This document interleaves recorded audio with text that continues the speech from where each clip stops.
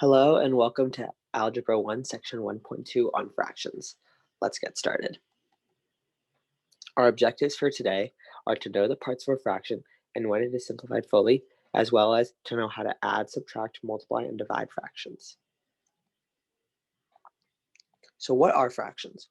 Fractions are used to represent smaller pieces or parts of a whole, the parts that might make up one thing or more than one thing. Either way, altogether, they make up what's called a whole. So now, how do you simplify fractions? Fractions are fully simplified when the numerator and denominator have no factors in common. You can also say that the fraction is reduced. So let's start with the first one. 15 over 30. So let's think. What is a common factor of 15 and 30? Well, 15 goes into 15 once, and 15 goes into 30 twice. So I think that'll work. So we'll divide both sides by 15. And like we said, 15 goes into 15 once, over 30 goes into 50, or 15 goes into 30 twice. So the answer would just be 1/2. Let's try the same method down here. So we have 3/9, and I know that 3 goes into 3 once, and 3 goes into 9 3 times. So we would just write that out as a fraction. See, not too bad. Let's go to the next slide.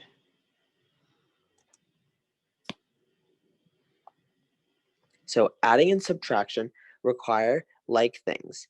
In the case of fraction, like things mean common denominators. For example, you cannot add 2/3 and 1/6 because they are not like things. In order to add them, they must have common denominators. You can find common denominators in 3 main ways. Simple observation, as in the example above. You can clearly see that 6 is a possible common denominator. The second option is to multiply the two denominators together. In the above example, that would result in a common denominator of 18, which would still give you the right answer, but you would be dealing with larger numbers. And the third is prime factorization, to find the least common denominator. For this example, I'm going to use the first method, observing, in order to find the least common denominator. So, like I said before, I see that 2/3 plus 1/6 is not addable because 3 and 6 are not common denominators. But I know that I can see that 3 goes into 6 twice. So I would multiply 3 by 2 to get 6. And whenever you do the bottom side of a fraction, you always have to do the top side. So if I multiply the bottom side by 2, I must multiply the top side by 2, and I get 4/6. And 4/6 plus 1/6 have common denominators, so you can add them. So you only need to add the top of fractions when you're adding, because the bottoms are constant, and you would just keep that denominator. So in this case, 2/3 plus 1/6 is equal to 5/6. Okay, perfect. Let's go to the next. So now let's add using LCD, or least common denominator. And as the name indicates, this is the least possible denominator between two or more fractions. There are an infinite amount of possible common denominators, but usually the easiest one to choose is the lowest or least one. Consider the fractions. There are many numbers that could work as common denominators, but we can use prime factorization to find the least common denominator. We will use prime factorization of each denominator and compare them to find a common one. So we have 3/4 plus 1/6. So we use the denominators for prime factorization. So 4 and 6, 8 and 12, and 12 and 18. We are lucky that it comes pretty early in all the factors of each of the two, and that 12 is a factor of 4 and 6. And we know 4 goes into 12 3 times. And remember, whatever you do the bottom side, you do the top. So 3 times 3 is 9. And 6 goes into 12 twice.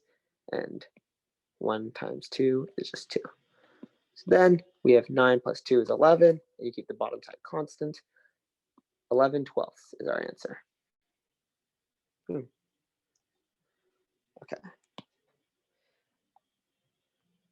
And remember that all these strategies for adding fractions apply to subtracting them as well. Okay, let's go to the next one. So let's practice adding and subtracting. So add using common denominators. So I'm just going to use the method of observing to solve this one. equals, so I know 5 goes into 10 twice, so then 2 times 2 is 4. Again, 4 plus 3 is 7 tenths. And we have using LCD, so we're gonna have to use prime factorization in this case. 2/6. So let's set it up here. 5 and 6, 10 and 12, 15 and 18, 20 and 24, 25 and 30. Let's extend that a little bit more. Then we have 30 and 36, and right there. 30 is that common denominator we were looking for, or the least one.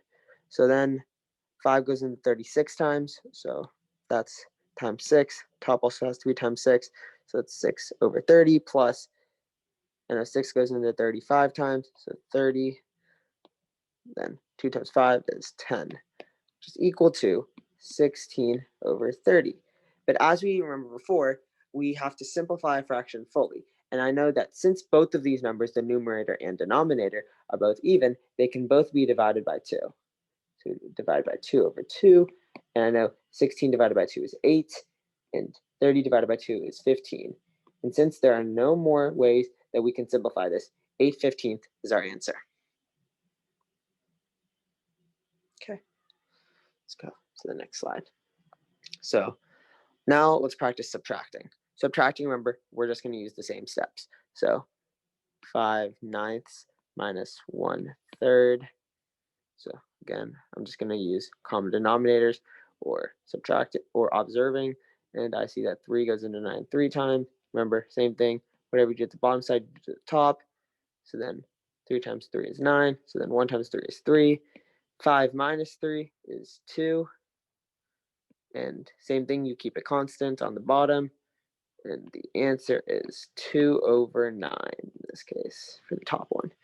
And then LCD for the bottom one is equal to 5 over 6 minus 1 over 5. Let's use prime factorization again, but we know that both of them actually are going to be 30. So then that's times 6, and that is times 5. So if 5 times 6 is 30, then that has to be 6, and 6 times 5 is 30. It's 30. That has to be times 5, which is 25. And I know that 25 minus 6 is 19 over 30. And since 19 is a prime number, it can't be simplified anymore. 19 over 30 is our answer. Okay, let's go to the next slide. Multiplying fractions. So there are 3 things we need to remember for multiplying fractions. 1 is that there are no common denominators needed. 2, you just multiply the numerators across. And 3rd is we just multiply the denominators. So when we're solving, like I said before, the first step is we don't need to worry about getting common denominators because this is multiplying. So in that case, the second step would be multiply the numerator straight across. So if it's 5/6 times 1 over 3, there's no need to make this make the denominator of 1/3 6 because we are multiplying and we don't need that. So we would just multiply across, and it would be 5 times 1 is 5, and then we multiply across the denominators as well. And then we know that 6 times 3 is 18. So 5/18 would be our answer.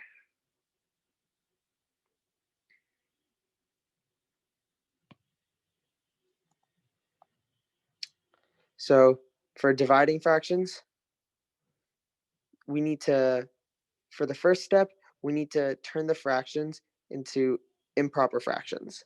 So we have 4/7 divided by 2/3. There we go.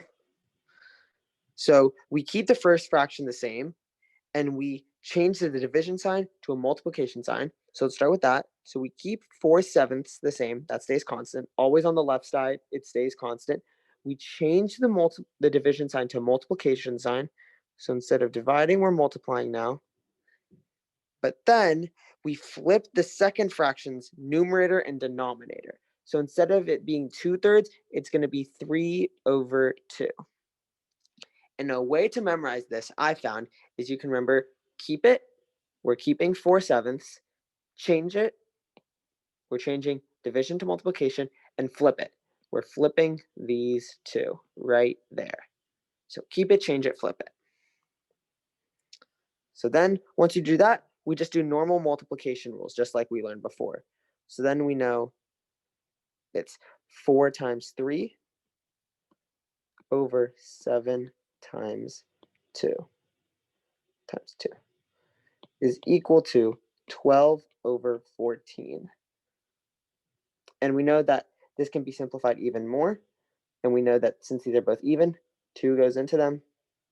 So divided by 2/2. That's the same number, so we don't need to do anything. So it would just be 6/7. And that is our answer for this one. So now let's do some practice. So let's practice adding and subtracting first. So for this one, it's 8 plus 2/3. Oh, sorry about that. 2/3.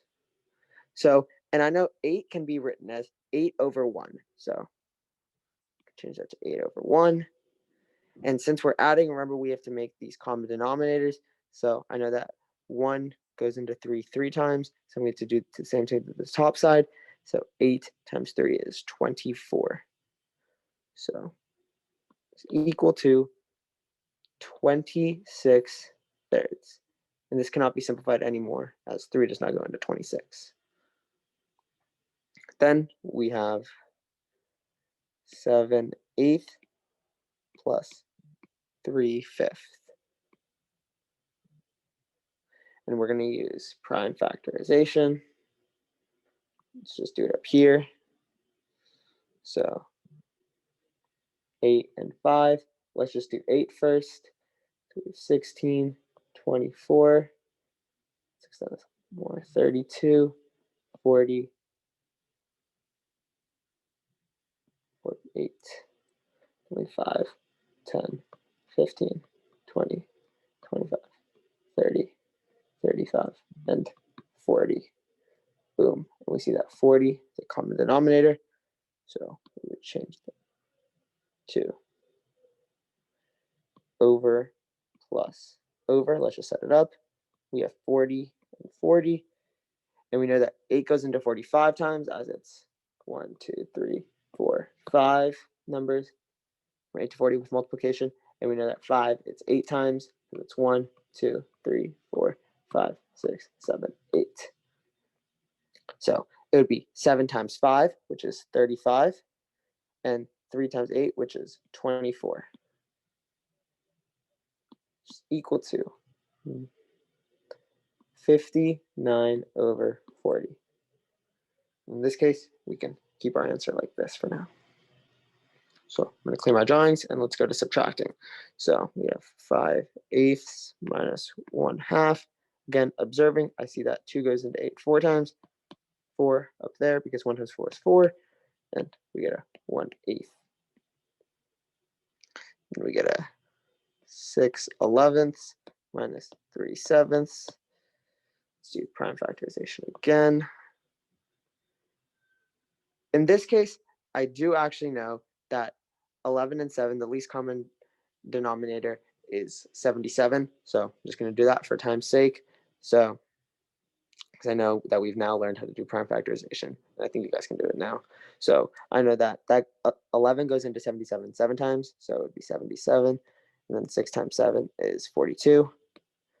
And then 7 goes into 77 11 times. So we have 77 and 33, which is equal to 75/77.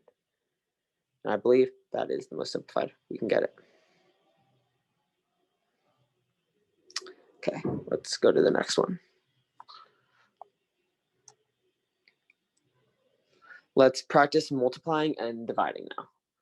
So For multiplying, remember, we don't need any common denominators, so it would be, again, 3 over 1 times 1/12, which is equal to 3 over 12.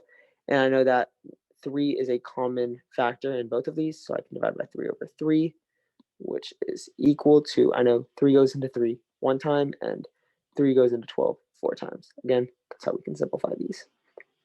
And let's do this one now. We have 4/5 times 1/6. So we just have to multiply the top and the bottom. So I know it's 4 over 5 times 6, which is equal to 4 over 30. And these are both even numbers, so let's simplify this a little bit more. Divide by 2 over 2. I know 2 goes into 4 2 times, and I know 2 goes into 30 15 times. And this cannot be simplified anymore, so 2/15 is our answer. Let's clear the page, and let's divide. So we have now 5/12 divided by 1/3. And remember our rule, keep it. So 5/12, change it, change multiplication to division, and flip it. So we have 3 over 1, which is then equal to 15 over 12. And in this case, I know 3 is a common factor, so I know 3 goes into 15 5 times, and 3 goes into 12 4 times. So there's our answer there. And finally, 6/9 divided by 6 over 1. And again, keep it, change multiplication to division to multiplication, and flip 6/1 over to 1/6.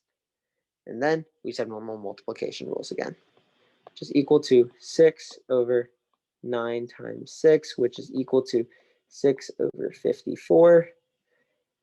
And I actually know that 6 is a common factor for both of these, so I can divide by 6 over 1, over 6, and I know 6 goes into 6 once, and I know 6 goes into 54 9 times. So 6/9 divided by 6 would actually get us to 1/9. And let's clear our drawings. And thank you so much for watching this presentation on fractions. I hope you understood and learned a little bit about how to simplify, add, subtract, multiply, and divide fractions. And don't forget to keep practicing, and I will see you soon. Bye.